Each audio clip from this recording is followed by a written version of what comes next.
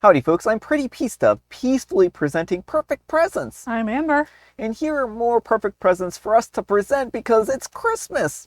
And folks, we have a live stream coming up on Friday. For more information, please see the end of the video. Let's get started. Alright folks, and our first letter is titled, Am I a jerk for telling my husband that he can sleep in his office because he brought his gaming PC on our anniversary trip?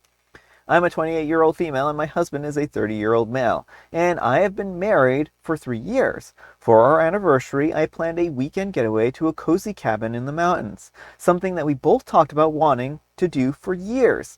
It was supposed to be a romantic escape, no distractions, just us, nature, and maybe some board games by the fire. I even planned a surprise wine and cheese tasting for the second night. When we were packing, my husband casually asked, do you mind if I bring my laptop? He's a gamer, and while I didn't love the idea, I figured that he might want to play a bit while I read or relaxed. But when we got to the cabin, I realized that he hadn't just brought his laptop, he had packed his entire gaming PC, monitor, mouse, keyboard, and even a VR headset. He spent an hour setting it all up while I unpacked. I asked him what he was doing, and he said, it's just in case that you want to nap or something. I didn't want to be bored. I told him that this weekend was supposed to be about us spending time together, and he promised that he would only play a little. Well, the first night I made us dinner and he insisted on eating at the desk so that he could finish a quick game. After 45 minutes of me sitting alone at the table, I gave up and I ate by myself. When he finally came out, he acted like nothing was wrong and said, that game was crazy. You should have seen my kill streak. I told him that I wasn't interested in hearing about it and I went to bed early. The next morning, I woke up and I found him still gaming. He had apparently gotten up at 5 a.m. to grind some levels in a new game. I tried to stay calm and suggested that we go for a hike after breakfast.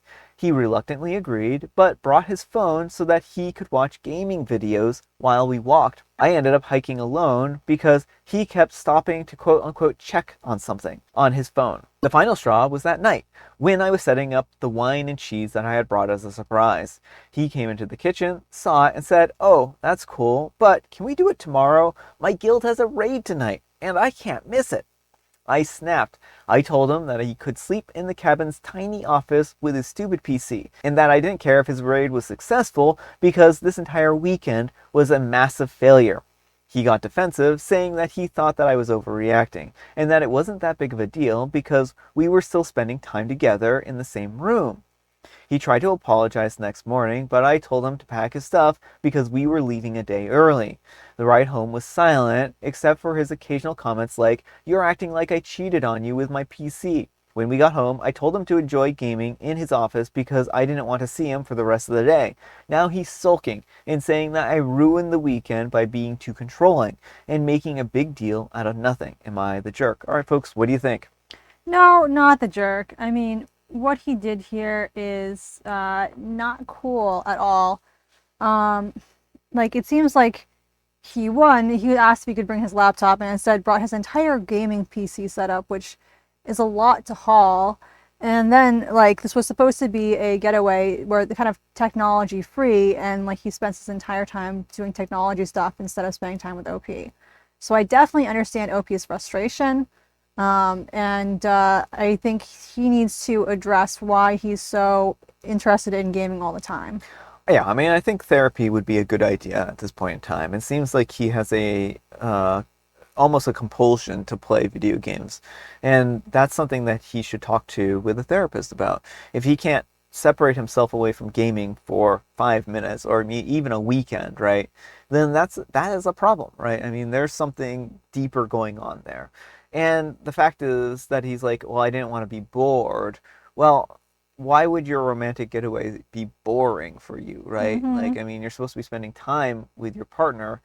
And if you're bored by that, then there's probably some other relationship issues going on there, right? For sure. So I think that OP has every right to feel upset by this because this was a betrayal, right? I mean, he spent more time playing video games than he did with OP. And he's claiming, well, we were in the same room. That's not the point, right? I mean, if you're not present, even if Yeah. you're in the same room, you're not really spending time with someone. Well, exactly. But let me know what you folks think. So anyhow, take care and good luck. Alright folks, and our next letter is titled, Am I a Jerk for Telling My Mother-in-Law Not to Place Her Own Gift Tags on Christmas Presents That I Ordered for My Children? So basically I had ordered all of my children's Christmas presents online to be sent to my in-laws' home, as we were spending Christmas this year there. My mother-in-law said that she didn't mind wrapping them all up before we even got there. We arrived here yesterday, and all was well, and the kids got settled into the room, and I got a chance to ask about the presents. She told me that they were mostly all wrapped up, with just a couple that needed to be finished off, and that they were stored in the basement. I did ask if she needed a hand finishing off the rest, but she insisted that I should rest after our journey, so I rejoined my husband in the sitting room. A couple hours later, she had gone to take a nap, so I went down to their basement to see how many had been wrapped, and like she had said, there were some that were still left to wrap, but as I was checking on some of the bigger presents, I noticed that they had already had a gift tag taped to them. When I flipped the tags over, they read, "From Grandma," on not just one, but all of the bigger ones. So I immediately went and I told my husband about what I just found, and he said that his mom had asked if she could put a few tags of her own on, as she didn't want to disappoint her grandsons. My husband agreed that she could, and told me that it isn't that big of a deal, and that it's the only time that we will be spending Christmas over at theirs place. They live over 4 hours away. I'm mad that most of the bigger presents are things that I had pre-ordered a long time ago and put a lot of thought into, and had some toys personalized with their names, which cost a lot of money. Anyways, my mother-in-law came back downstairs from her nap, so I basically told her that I don't think it's right for her to just go ahead and do that without asking me as well. She got super upset and told me that I was being selfish, and then she tried to guilt trip me by saying that this could be one of her last Christmases that she'll have. But she's old, but not that old, 71. She told me that I'm ruining Christmas already. I don't know, I'm trying my best to appear as nothing is wrong around my kids, but I do feel bad about this, and maybe I overreacted. I don't know what to do. Should I leave her tags on there and apologize, or put on my own tags and tell her that she should have bought more? This is turning into a nightmare. All right, folks, what do you think? I do not think OP is in the wrong. I think definitely put your own tags on there. Do not let her get away with this. She put absolutely no thought and no money into those gifts. Don't let her take credit for them. Well, I mean, I can understand like the one or two smaller gifts or something like that, just so that she wouldn't feel left out if she wanted to have more Christmas presents at the place. But also, like, it's kind of gross to want to take credit for someone else's work, right? And I mean, OP spent a lot of time and effort putting these presents together, only for her to come by and be like, "Oh no, I did this," right? Well, and that's the thing, is she didn't ask if she could like do one or two smaller presents. It seems like all the expensive stuff, she wants the glory. She wants to be the one, the hero in the kids' eyes, and wants to upshine their parents. What do you think about the dad here, OP's husband? I mean, I think OP's husband needs to grow a spine for one, and like, it seems like he had nothing to do with the gifts either. So like, maybe OP should just put "From Mom" and all the tags, and let Dad and Grandma flounder. Yeah, I mean, what do you feel about the likelihood that mother-in-law volunteered to wrap up the presents just so that OP wouldn't be able to see it until the last possible moment? Oh yeah, I'm willing to bet that was her game plan, and that, oh, I don't need any help. Oh no, everything is fine. She entirely did that so that she could get the glory and leave OP. And then, because once the kids open the presents on Christmas morning, what's OP going to do? Is she really going to say to the kids, "Oh no, I got that for you, Grandma didn't"? She's relying on OP to be too embarrassed to stand up for herself. Yeah, so I think that this is really stacked against OP in this situation, and I feel bad for them because it's kind of no winning at this point in time. Like, they're either the meanie to their mother-in-law and they make their mother-in-law feel bad, or they don't get the credit for putting a lot of effort into getting presents for their kids that they really like. Yeah, well, and the thing is, like, if OP doesn't stand up now, this is going to happen again on other things. Mother-in-law is testing the waters, and so that's why I think it's really important that OP hold firm and not let mother-in-law take credit for her hard work. Yeah, but let me know what you folks think. So anyhow, take care and good luck.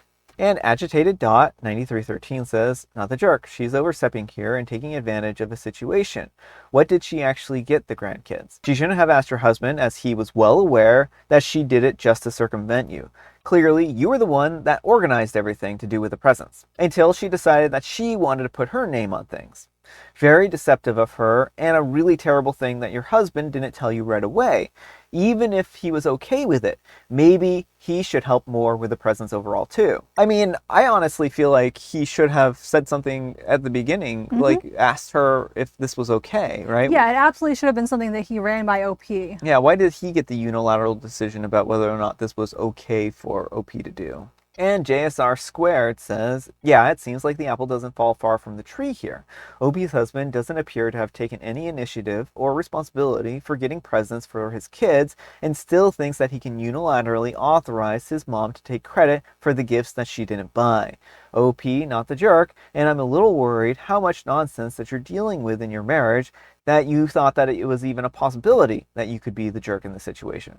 Alright folks, and our next letter is titled, Am I a Jerk for Calling Off My Wedding After My Fiance's Surprise Quote-Unquote Gift? So, I'm a 30-year-old female, and I've been engaged to my fiance Mark, a 32-year-old male, for about a year, and we've been together for 3 years. I've always known Mark to be a bit unconventional. He's very creative and sometimes takes little things a little too far in the name of surprises or excitement. Most of the time, I love his adventurous spirit, but this time, not so much.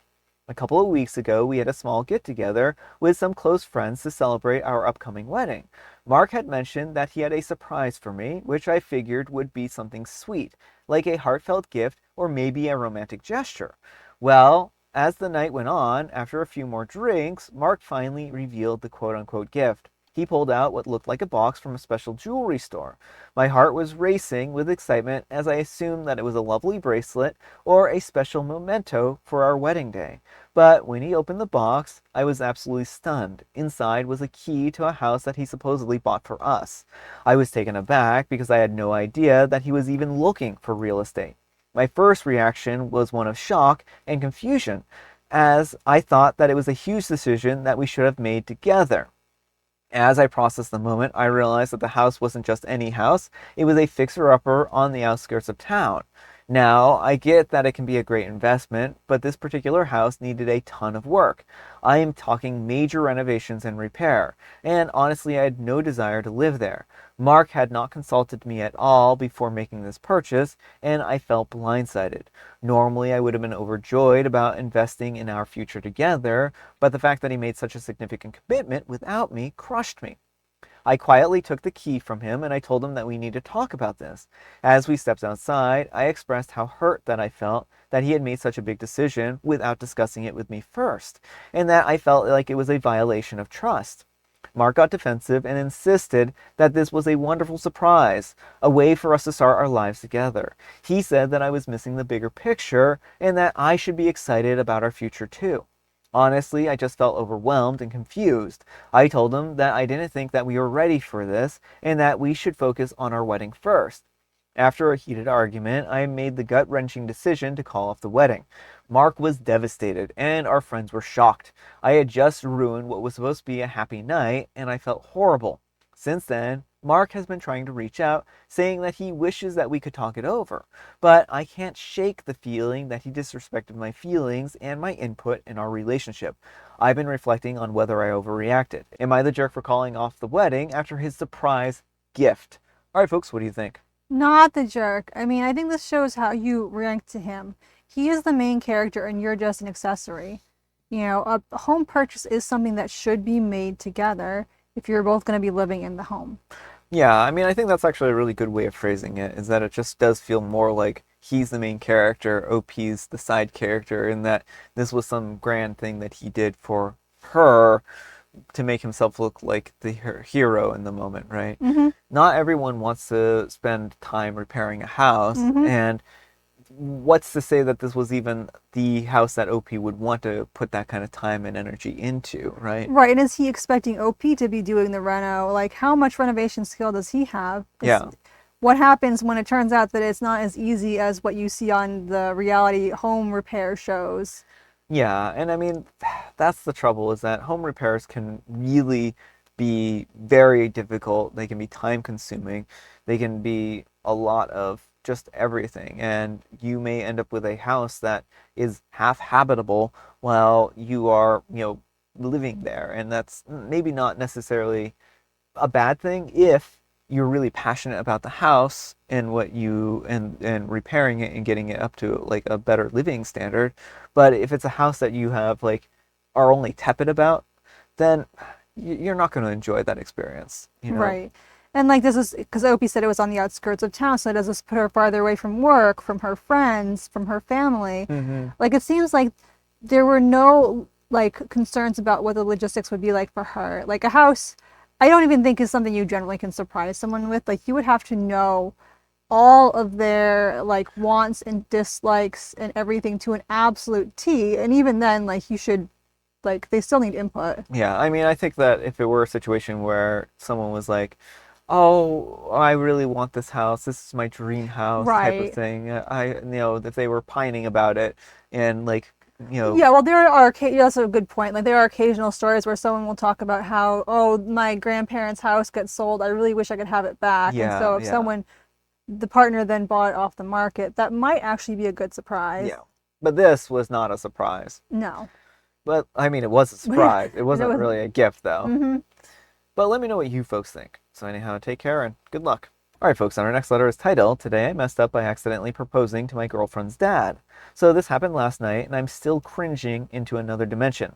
My girlfriend and I have been dating for 2 years, and things have been going great. Recently, I started thinking about proposing, but I hadn't settled on how to pop the question. However, her dad is pretty old school, so I thought that it would be nice to ask for his blessing first. Cue my big mistake.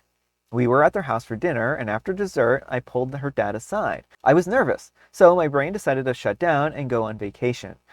I meant to say, I would like your blessing to marry your daughter. Instead, what came out of my mouth was, I'd like to marry you. This man just stared at me. I realized what I had said about half a second later, and I immediately panicked. I backpedaled so hard that I made it worse. I stammered something like, I want to marry your daughter. Not you, unless you're into that. Not that. You're not unattractive. Oh my goodness. I'll just jump off the cliff now. Meanwhile, my girlfriend, who had wandered over at this point, overheard part of it and burst out laughing. Her dad, to my surprise, laughed so hard that he started crying. He eventually said, Well, I appreciate the offer, but I think that my wife would object. Long story short, I got his blessing. But now her entire family refers to me as Dad's other husband. All right, folks, what do you think about this? I mean, it's nice that everyone seems to have a good sense of humor about it. You know, it's one of those things that hopefully will be a funny memory for all. Yeah, I guess the one bad thing is that his surprise proposal is probably now not going to be a surprise. Well, I mean, she still doesn't know when he's going to propose or anything like that.